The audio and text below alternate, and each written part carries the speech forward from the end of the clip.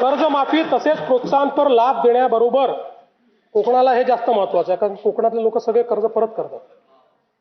कर्जमाफी तसेच प्रोत्साहनपर लाभ देण्याबरोबरच राज्यातील बँकिंग यंत्रणा सक्षम असावी यासाठी समितीच्या शिफारसीतील निकषानुसार निर्णय घेण्यात येईल.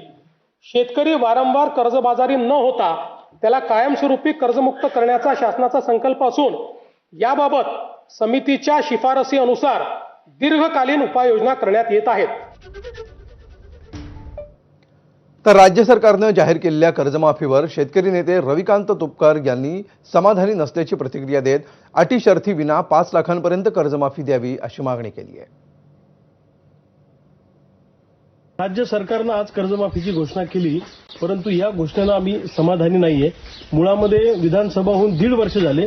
1.5 वर्षानंतर कर्जमाफीची घोषणा होते. ते शेतकरी आंदोलनाच्या रेट्यामुळे ही कर्जमाफीची घोषणा सरकारला करावी लागली आणि 2 लाखापर्यंतचीच कर्जमाफी आम्ही करू असा निर्णय मुख्यमंत्र्यांनी आज विधानसभेच्या सभागृहामध्ये जाहीर केला. आमचं म्हणणं आहे की किमान 5 लाखापर्यंतच्या शेतकऱ्यांचं कर्ज माफ व्हायला पाहिजे आणि कुठलेही जाचक अटी आणि निकष त्यात नको.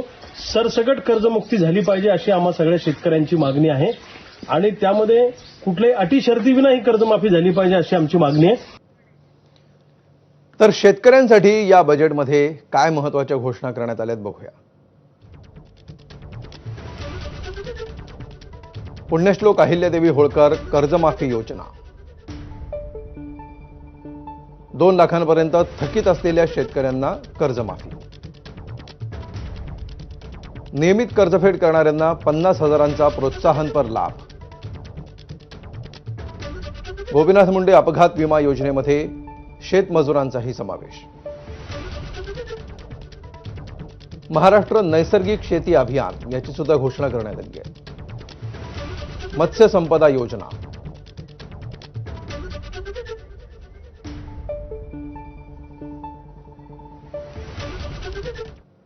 तर सध्या दत्ता भरणे बोलतायत, आपण थेट जाऊया. मुख्यमंत्री आणि दोन्ही उपमुख्यमंत्र्याचं माझ्या राज्याच्या सर्व शेतकऱ्यांच्या वतीनं मी त्या तिघांचंही निश्चित प्रकारे आभार मानतो. सातत्याने विरोधक हे कर्जमाफीचा मुद्दा घेऊन जात होते. रोजगार निर्मिती सुद्धा मोठ्या प्रमाणात केली जाणार आहे असं निश्चित प्रकारे हा अर्थसंकल्प आपल्या सगळ्यांना एक दिलासा देणारा अर्थसंकल्प आहे. तर निश्चित प्रकारे खूप चांगला अर्थसंकल्प या राज्याचे मुख्यमंत्री देवाभाऊंनी मांडला. त्याबद्दल निश्चित प्रकारे सर्व जनतेच्या वतीनं मी देवेंद्र भाऊंचा आभार मानतो. ज्या लाडक्या बहीण योजनेच्या बाबतीत बोललं जातं त्या बाबतीत सुद्धा भरीव निधी देण्याचं आश्वासित करण्यात भरीव तुम्हाला माहिती आहे की देवेंद्र फडणवीस साहेबांनी पाठीमाग पण सांगितलं होतं भरीव निधी. म्हणजे निश्चित प्रकारे हे सरकार हे लाडक्या बहिणींच्या पाठीमागे आहे. कारण का पाठीमागे विरोधक असे म्हणत होते की ही योजना बंद होईल, पण ही योजना कुठल्याही प्रकारची माझ्या लाडक्या बहिणीची बंद होणार नाही.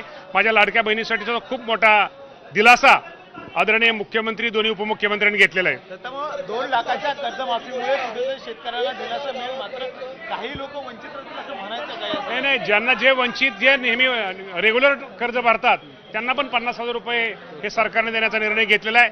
तर दोन्ही वर्गाला खुश करण्याचा निर्णय या राज्याचे मुख्यमंत्री आणि अर्थमंत्री देवेंद्रभाऊ फडणवीसांनी घेतलेला आहे. असं वाटतंय की ज्या पद्धतीने हे सगळे कर्जमाफी होत असताना सक्षमकडे नेण्यासाठी शेतकऱ्यांना कुठेतरी कमी पडतं, त्यासाठी एक वेगळी तरतूद देखील करण्यात आली. नाही, मी तुम्हाला पुन्हा सांगतो की खूप चांगला निर्णय. माझ्या शेतकरी बांधव या निर्णयाची खूप मोठी अपेक्षा करत होते. तर उदय सामंत देखील बोलतात, आपण ऐकूया. बळीराजाच्या निमित्तानं, उद्योजकांच्या निमित्तानं, छोट्या छोट्या उद्योजकांच्या निमित्तानं अतिशय सकारात्मक होता आणि या अर्थसंकल्पातनं नक्कीच महाराष्ट्र राज्य जागतिक पातळीवर आर्थिक व्यवस्थेशी मुकाबला करू शकतो अशा पद्धतीचा हा अर्थसंकल्प होता.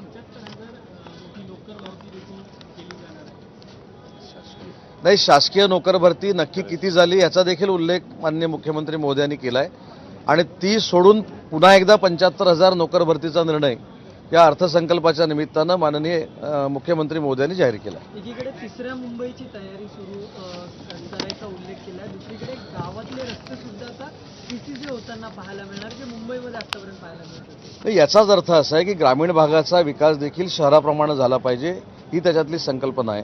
आणि 1,000 लोकवस्तीच्या वाढीपर्यंत जर कॉन्क्रीटचा रस्ता जाणार असेल तर वर्षानुवर्ष पुन्हा त्या रस्त्याकडे बघण्याची देखील आवश्यकता नाही आणि शहराप्रमाणे देखील ग्रामीण भाग विकसित झाला पाहिजे, हे त्यामागचं धोरण आहे. तो हिंदी में जानना चाहेंगे, बजट पेश किया गया। आज महाराष्ट्राचा अर्थसंकल्प महाराष्ट्राच्या विधिमंडळामध्ये पहिल्यांदाच महाराष्ट्राच्या माननीय मुख्यमंत्र्यांनी मांडला